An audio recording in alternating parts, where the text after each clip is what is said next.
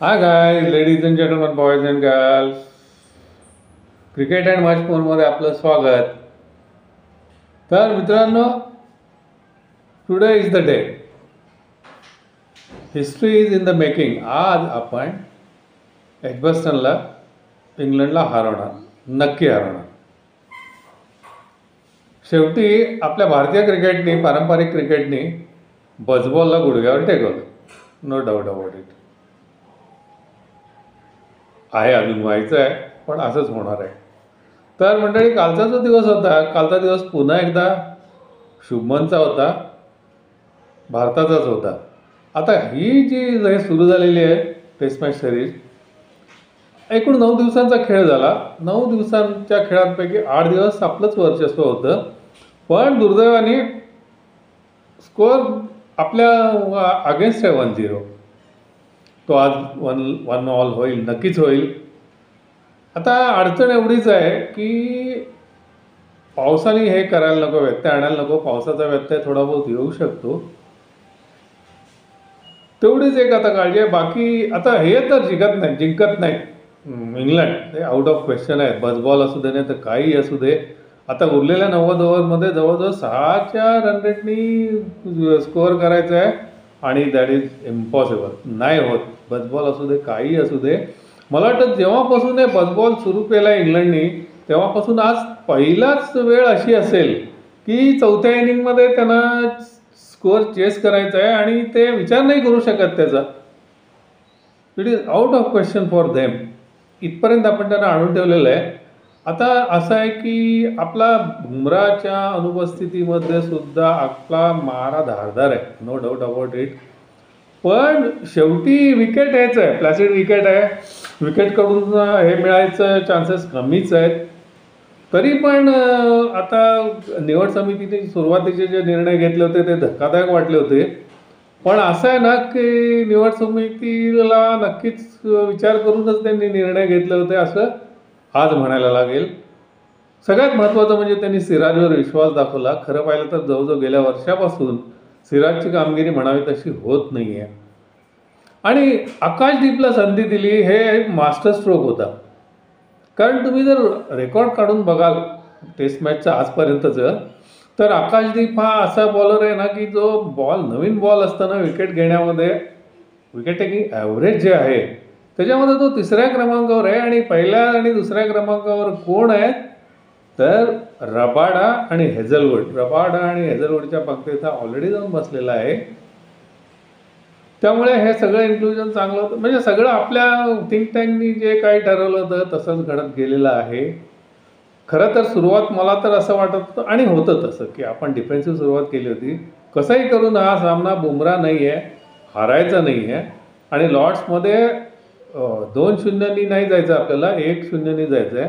आता इतक्या चांगल्या परिस्थितीत आहोत आपण की 1-1नी लॉर्ड्सला जाण्याची शक्यता खूप आहे. आता इंग्लंडनी सुद्धा बघा, ते सुद्धा म्हणजे पिच जे होते पहिले दोन्ही, ते ग्रीन टॉप किंवा स्विंगला असिस्ट करणारे नव्हते. कारण अगदी साधं आणि सोपं होतं. इंग्लंडचा जो हे अटॅक आहे त्याच्यामध्ये त्यांचे ब्रॉड आणि हे तर नव्हतेच, म्हणजे अँडरसन ब्रॉड ते तर आउट नव्हतेच. बरं, त्यांचा हा पण नव्हता, जोफ्रा आर्चर अजून तयार नव्हता.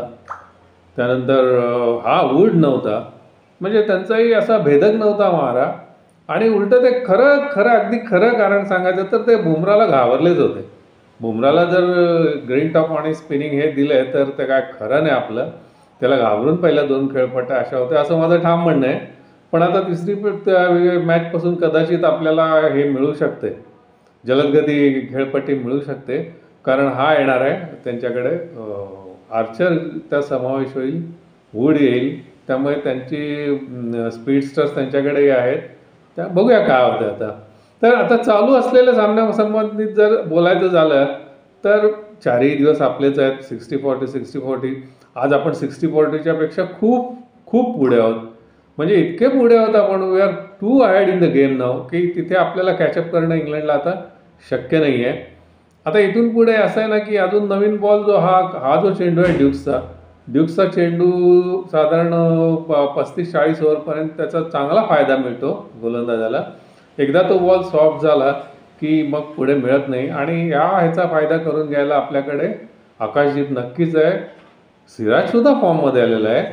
आणि आज आता कालच्या रेसनंतर आज हे पुन्हा ताज्या दमाने पुन्हा त्यांच्याकडून 5-7 ओव्हरचा एक एक स्पेल जर केला आणि त्या स्पेलमध्ये दोन्ही बाजूनी त्यांनी 2-2 विकेट किंवा एक विकेट जरी काढली किंवा आणखीन कालच्या 3 या पहिल्या ह्याच्यामध्ये स्पेलमध्ये जर 2-3 विकेट निघाल्या तर सामना टी टाईम आणि त्याच्या आसपास कुठेतरी आपण नक्की जिंकणार असा माझा आजचा अंदाज आहे.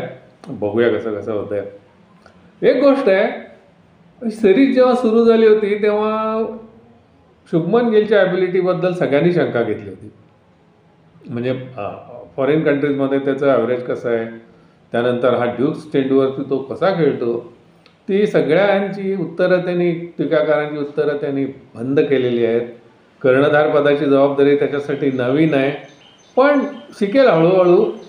आता बघा अगदी सुरुवातीपासूनच काय अगदी कोणी एकदम प्रत्येक परफेक्ट डिसिजन नाही घेऊ शकत. ह्याच्यातही नक्की सुधारणा होईल. असं होतं ना की विराट आणि रोहित दोघंही अतिशय खूप चांगले हे होते, कर्णधार होते. हाही चांगला कर्णधार होऊ शकतो, नक्कीच होऊ शकतो. त्याला थोडासा अनुभवाची गरज आहे. त्यामुळे our cricket is in good hands असं आत्ता म्हणायला हरकत नक्कीच नाही. आता शुभमनला मानलंच पाहिजे. शुभमनचं करावं तेवढं कौतुक थोडंच आहे. शुभमननी बघा या सिरीज या एकाच सामन्यातच जवळजवळ त्यांनी 250 म्हणजे प्लस 150 430 धावा केलेल्या आहेत. म्हणजे हा मुलगा आता या सिरीजमध्ये 1000 धावा करून जातो की काय 5 सामन्याची. असं काहीतरी दणदणीत रेकॉर्ड होतं आहे की काय. व्हावं, कोणाची दृष्ट नको लागायला त्याला, तसं व्हावं. पण बघा हे सहजासहजी मिळालेली गोष्ट नाही आहे. आपल्याला रिझल्ट दिसतो, त्याच्यामागचे परिश्रम नाही दिसत. जेव्हा आपला संघ IPL खेळत होता आणि आपण टी व्ही समोर बसून मजा करत होतो, गंमत बघत होतो, तेव्हा ह्या शुभमननी फक्त ड्यूक बॉलवर प्रॅक्टिस केली होती. ड्यूक बॉलर आणि आपल्याला इंग्लंडमध्ये खेळायचं हे लक्षात ठेवून फक्त ड्यूक बॉलवर त्यांनी नेट प्रॅक्टिस केली होती आणि अशा फास्ट विकेट्सवर जिथे मिळतील तिथे म्हणजे मेहनत घेतली होती. आणि बघा मेहनतीचं फळ दिल्याशिवाय परमेश्वर राहत नाही, ते त्याला मिळालं. अशीच उत्तरोत्तर प्रगती हो आणि आपला भारतीय संघ अशीच नवीन हे पादाक्रांत करो. तर आता ह्या चालू असलेल्या सामन्यामध्ये जर विचार करायचा झाला तर 2च बॉल म्हणजे बॉल ऑफ द म्हणतात ना मॅच, तसं 2 बॉल होते. त्याच्यातला एक कालचा होता. त्या दोन्ही ह्याच्यामध्ये रूट इन्व्हॉल्व आहे. एक रूटनी टाकलेला बॉल अफलातून होता, त्यापेक्षाही जास्त अफलातून बॉल काल आकाशदीपने रूटला टाकला.